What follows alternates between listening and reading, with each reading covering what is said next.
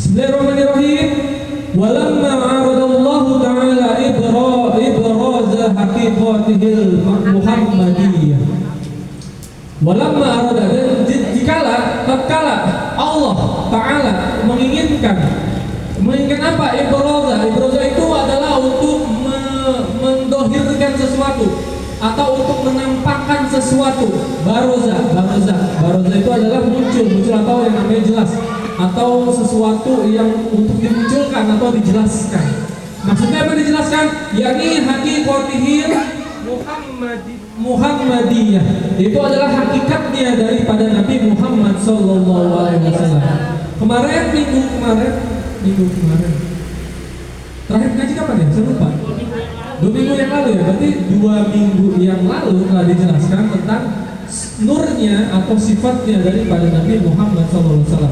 yakni awal penciptaan daripada Allah Subhanahu wa taala yang pertama kali diciptakan tidak lain dan tidak bukan adalah nurnya Nabi Muhammad sallallahu alaihi wasallam.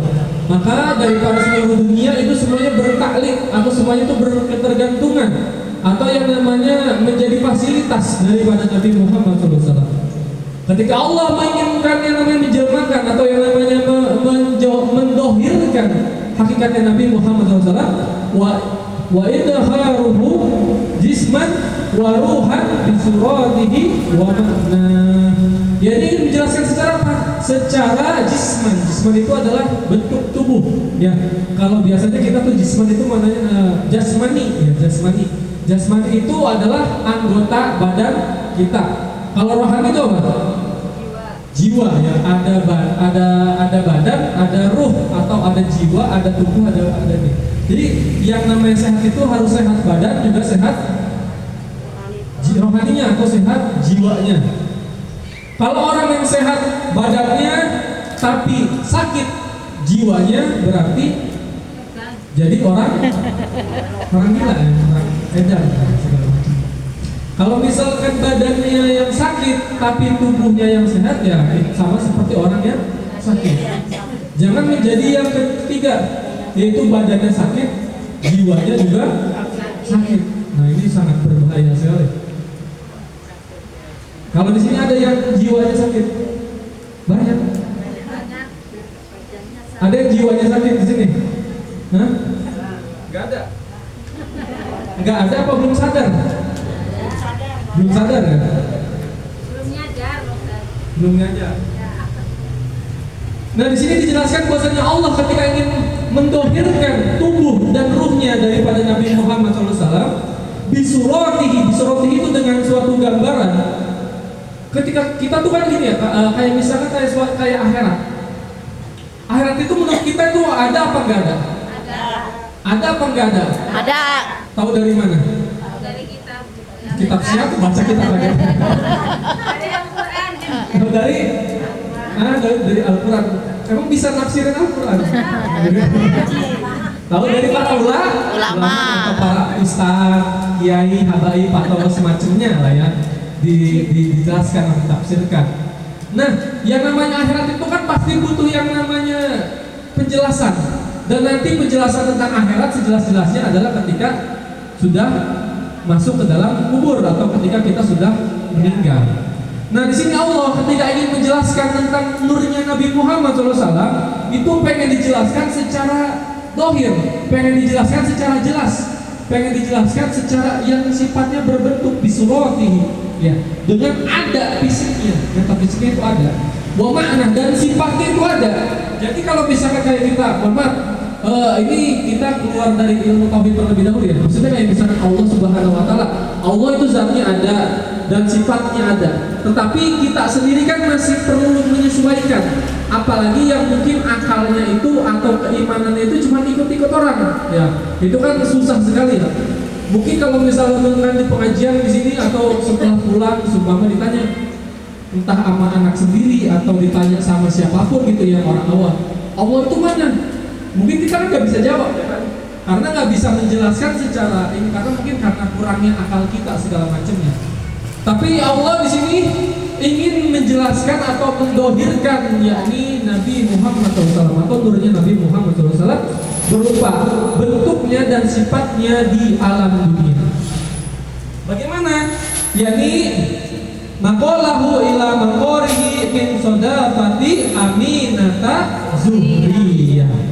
Maka Allah yang tadinya telah menciptakan tadi nurnya, si nurnya Nabi Muhammad SAW itu dipindahkan, dinukil atau ditempatkan sementara kepada daripada yang namanya Siti Aminah, ya, yakni adalah ibunda daripada Nabi Muhammad SAW. Jadi nurnya itu sifatnya itu ini ya, sifatnya itu kayak ibaratnya reinkarnasi, bukan reinkarnasi sih, apa namanya? Kayak saling dari A, B, B ke C gitu, saling turun temurun gitu bahasanya, turun temurun. Jadi dari Nabi Adam alaihissalam turun lagi ke bawah lagi, ke bawah lagi, ke bawah lagi, ke bawah lagi, ke Nabi Nuh alaihissalam, terus ke bawah lagi, bawah lagi, bawah lagi, sampai Nabi Ibrahim, terus bawah lagi, sampai ke Said Abdullah juga. Terus habis itu ketika mengandung daripada yang namanya Siti Aminah, barulah pindah ke Siti Aminah.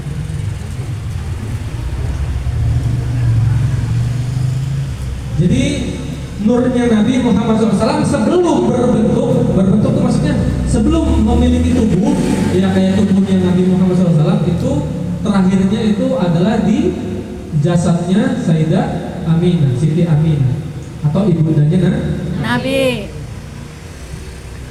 Naqalahu ila maqarihi min soda'ah wa khassaha al-qaribu al-mujibu bi an takuna ummah di Mustafa.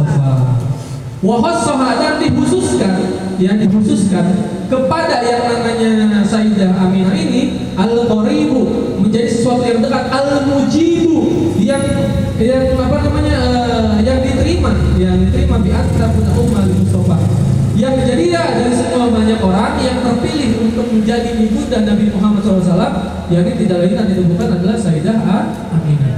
Jadi semuanya memang telah ditentukan dan semuanya telah dikhususkan dan semuanya sudah diqadarkan oleh Allah Subhanahu wa taala, sudah ditakdirkan oleh Allah Subhanahu wa taala. Wa sabba kullu sabin li hububi nasibin sabba. Dan di sini juga yang namanya wasobba, soba itu artinya adalah mengalir atau berhembus, ya. Berhembus, apa yang berhembus? Yakni adalah angin atau udara itu makin berhembus itu makin enak suasananya. Jadi detik-detik atau ketika mau kelahirannya Nabi Muhammad SAW itu sobahul disobin. Jadi yang namanya angin itu yang tadinya kencang jadi santai, slow, jadi kayak lebih apa ya bahasanya, kalau di puncak, bukan di puncak sekarang ya, zaman dulu tuh yang masih dinginnya, yang masih ademnya, ya. Bukan kayak di Gunung Putri, dia panas, hujan gak jelas gitu kan udaranya tuh, maunya tuh bawaannya pengennya apa ya, tidur gak enak, bangun gak enak, apalagi langsung sesuatu ya gak enak semuanya karena udaranya gitu. Tapi di sini udaranya tuh sangat sejuk sekali. Lihububi nasibin, di mana hubub nasibin sobah, yang dimana seluruh makhluk itu berarti adalah ciptaannya Allah Subhanahu wa taala. Semuanya itu seolah-olah kayak menantikan sesuatu gitu. Cuma nggak tahu apa yang dinantikan. Gambaran seperti itu. Jadi kayak kita tuh ngerasa rindu, tetapi tidak tahu rindu ini untuk siapa. Apakah rindu ini untuk sang kekasih atau rindu ini untuk siapa? Nggak tahu gitu rasanya. Nah, jadi semua itu kayak rasa bunga tuh apa? Gembira, ya senang, gembira gitu. Bawaannya tuh yang tadinya biasanya orang itu emosi, maki-maki, marah-marah segala macam, tapi di hari-hari tersebut itu orang tuh bawaannya senang, pengennya gembira aja, di jalan senyum, ketawa sendiri, udah gitu ya apa, pokoknya senyum gitu, kayak senang apa, kayak orang senang gitu. Wa qusiyatil ardu ba'da tuli jadbiha minan nabati bululan sundusiyah. Wa kusiyat itu artinya adalah kusiyat itu apa bahasanya, tandus atau gersang ya, kusiyatul ardi. Jadi bumi itu atau yang namanya tanah yang ada di bumi itu pada saat itu dalam keadaan yang gersang. Ba'da tuli jadbiha. Nah, ba'da tuli jadbiha. Jadi maknanya itu gini. Jadi pada saat itu bumi itu lagi dalam keadaan yang sangat gersang sekali. Bahasanya tuh apa? balik ya, no? Kalau misalkan lagi dalam keadaannya gersang, nggak ada hujan, marau panjang. Tapi di saat itu apa? Kusyatul ardi. Tiba-tiba yang tadinya panceklik panjang, kemarau panjang, tiba-tiba jadi subur lagi. Ya. Min nabatin kalhulalan sundusiyah. Bahkan tumbuh-tumbuhan itu mulai pada bangkit, mulai pada tumbuh, ya. Mulai pada yang namanya tumbuh-tumbuhan kecil, bunga-bunga mulai pada ini. Padahal sebelumnya itu lagi dalam keadaan yang sangat tandus atau dalam keadaan yang sangat gersang. Malah menjadi sundusiyah, menjadi tanah yang sangat-sangat subur. Ketika kelahirannya Nabi Muhammad sallallahu alaihi wasallam. Wa aina atis simaru. Wa aina atis simar. Dan buah-buahan, simar itu artinya buah. Ain itu adalah jadi matang ya. Buah-buahan itu jadi matang. Wa adna sajar, dan di bawah pohon kayak daun pohon, apa namanya, rantingnya, dahannya, segala macamnya. Lil janni jannahu. Itu tanaman itu yang tadinya pohon-pohon itu apa namanya, bahasanya itu tinggi-tinggi, itu sekarang tuh pohon-pohon agak pendek-pendek, agak apa namanya, agak rendah ya, agak rendah. Yang dimana itu janahu, jadi gampang buat diambil buahnya, ya. Jadi gampang ya. Biasanya kan kalau kita kan kalau nyolong mangga tetangga kan harus pakai apa? Gatar atau pakai, itu kan resikonya tinggi ya. Nah, cuman ketika Nabi Muhammad itu mau nggak ada pohon mangganya juga, nggak perlu pakai gatar lagi, nggak perlu naik lagi, itu kayak gampang tinggal petik aja buah-buahan itu. Jadi saking gampangnya itu, ya. Jadi nggak perlu apa namanya, nggak perlu pakai usaha lagi. Wanan tokot bihamlihi hamil. Jadi kalau misalkan bahasa hamil itu kan, kalau kita kan kalau perempuan yang ngandung itu kan disebutnya hamil ya. Hamil itu diambil dari bahasa Arab yang maknanya tuh hamlu itu artinya lagi membawa. Cuma kalau misalkan kondisinya dalam kandungan, berarti membawa yang ada di dalam kandungan. Makanya orang yang mengandung itu disebut hamil ya. Orang yang hamil, orang yang sedang mengandung atau membawa. Nah di sini wara taqat bihamlihi, dan bergosip aja bahasanya biar enak. Wara taqat, dan bergosip bihamlihi, dengan kehamilannya Nabi, dengan kandungannya Nabi, maksudnya dengan hamilnya Sayyidah Aminah yang mengandung daripada Nabi. Siapa yang bergosip? Kullu dabatin li Quraisyin bifisohil alsanil arabiyah, yaitu seluruh dabah tuh hewan berkaki 4, berarti kayak sapi, kambing, monyet berkaki, monyet berkaki berapa? 2. Sapi, monyet 4. Gorila berapa? 4.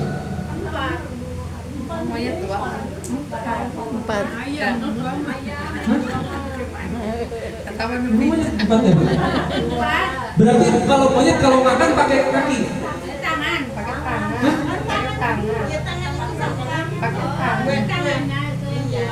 Bentar, saya mau lihat monyet yang di belakang. Ada di sini di rumah, ada monyet. Kakinya 4 apa? 2? Hah? 4. Tangannya buat jalan. Berarti tangan apa kaki? Kalau itu mau kaki, berarti dia makannya pakai kaki. Kalau itu pakai tangan, berarti jalannya pakai tangan. Mau pilih yang mana? Kalau misalkan makan pisang ya, jadi kaki semua. Kalau misalkan di dalam bahasa Arab, kalau dabah itu maknanya adalah binatang kayak hewan-hewan ternak, kayak sapi, kerbau, terus jamus. Jamus itu kayak apa? Bahasanya tuh bukan anjing. Ngomong anjing ini jangan lihat muka saya. Ya kayak kucing bisa termasuknya gitu ya. Jadi kayak hewan-hewan yang kalau jamus itu kayak semacam ke apa namanya? Ini tahu nggak? Kayak kuda tapi yang kecil. Keledai. Kayak apa sih? Iya, kuda poni gitu lah ya. Jamus tuh. Nah pokoknya jadi hamilnya Nabi, maksudnya masa Nabi ketika dalam masa kandungan itu menjadi bahan obrolan bagi para binatangnya peliharaan daripada suku Quraisy. Yang dimana gibahnya itu binatang bukan pakai bahasa binatang, tapi binatang itu apa? Di sini kalimatnya bifisohil alsanil arabiyah, dengan bahasa Arab yang fasih. Nah, jadi semua binatang tuh ngomongin, oh bakal ada kelahiran Nabi segala macam gitu. Jadi yang suka gosip bukan cuma manusia, ya. Ternyata jadi menjadikan yang namanya perbincangan di antara para binatang yang ada saat pada itu. Wa kharat al asirahu wal asnamu alal wujuhi wa afwah. Ya. Dan di mana wa kharatil asirahu wal asnam. Di mana tuh para yang namanya kerajaan dan yang namanya berhala asnam itu semuanya itu jatuh, wajahnya kayak ngejungkir, ngejungklak ngejungkel gitu ya, yang jatuh lah ini ya, jatuh lah ya, jimpalik gitu lah ya, jimpalik itu pada roboh, pada goyang semuanya, karena daripada kelahirannya Nabi Muhammad SAW. Watabasyarat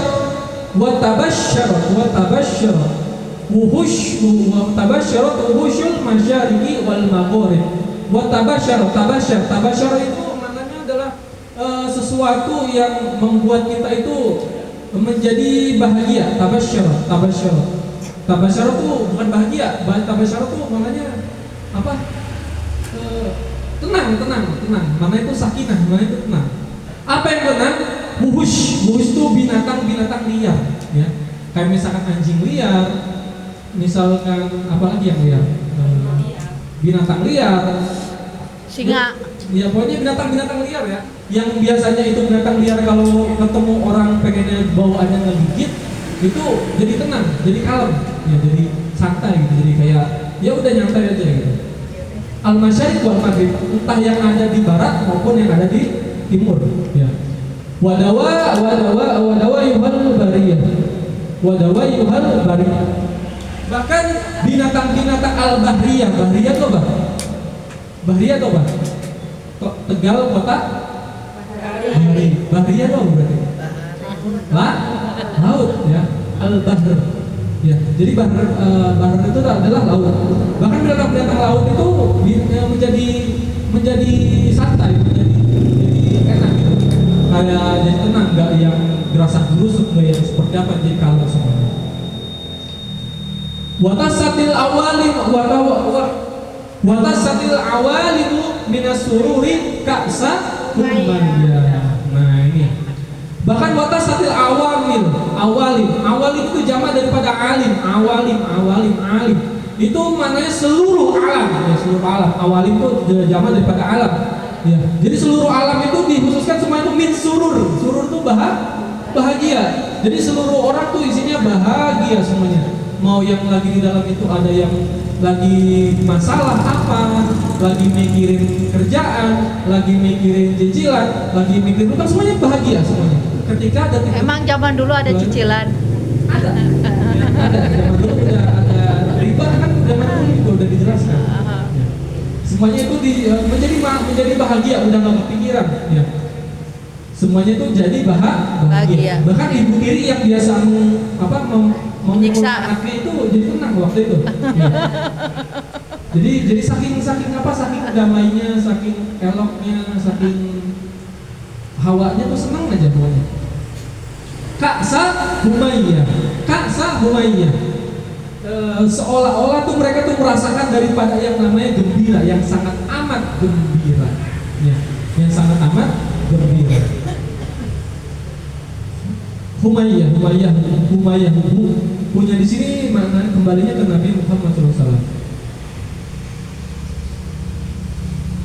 Wa busyiratil jinnu bil imlali damanihi wa tahaqatil kahanatu wa rahibatil ruhbani. Dan daripada yang namanya busyirat juga sama sepertinya tadi yang jin juga jadi tenang. Jin juga jadi kalem, jin juga dari para jin tuh jadi apa namanya? Jadi kalem, jadi yang nggak suka mengganggu, yang biasanya mengganggu manusia itu jin tuh jadi ya tenang lah gitu kan. Bahkan para kahanat itu para dukun, para tukang sihir, para apa namanya bahasanya kalau orang-orang yang suka zodiak itu apa bahasanya? Ramal. Ya, itu juga semua segala macamnya. Itu mendapatkan rasa khawatir dan mendapatkan warohibatir rohbaniyah. Rohbaniyah itu adalah sesuatu yang bentuknya di dalam hati. Jadi hatinya itu merasa gemetar, hatinya itu merasa khawatir, hatinya itu merasa tidak tenang. Jadi kayak ada apa, ada segala macam. Ya memang semuanya ini sudah diprediksi ya oleh para mereka ya, di mana para dukun, para astronomi, misalnya astronomi itu orang-orang yang paranormal gitu segala macamnya. Itu mereka memang sudah tahu bahwasanya bakal kelahiran Nabi Muhammad SAW. Jadi ketika yang namanya kelahiran Nabi itu semuanya yang namanya langit itu ditutup oleh Allah Subhanahu wa taala sehingga para jin itu tidak bisa melihat lagi isi misteri yang ada di dunia. Walahi jabi khabarihi kulli hibrin khabirin wa fi hula usnihi. Nah, walahija dengan adanya khobar tersebut, dengan adanya khobar atau yang namanya berita tersebut, orang-orang yang lahij itu orang yang mengerti ya, orang-orang yang mengerti. Kullu jibri khabirin, dengan mengerti dengan khobar tersebut, itu mereka itu ya semuanya pada menjadi pembicaraan ya. Maksudnya orang yang ngerti itu ini, orang-orang yang ahli kitab itu masih orisinil. Jadi mengikuti daripada nabi-nabi sebelumnya. Karena nabi sebelumnya adalah Nabi Isa alaihissalam, berarti orang yang ahli kitab, kitabnya kitab Injil. Itu yang benar-benar orisinil ya, bukan kitab Injil yang kayak sekarang yang udah udah diganti-ganti lah istilah segala macam. Itu mereka udah tahu bakal ada nabi min ba'di ismuhu Ahmad. Jadi bakal setelahnya itu ada nabi yang namanya Ahmad atau Muhammad atau yang namanya Muhammad. Itu udah benar-benar tahu. Jadi bakal jadi ceritaan tentang masalah kelahirannya Nabi Muhammad SAW.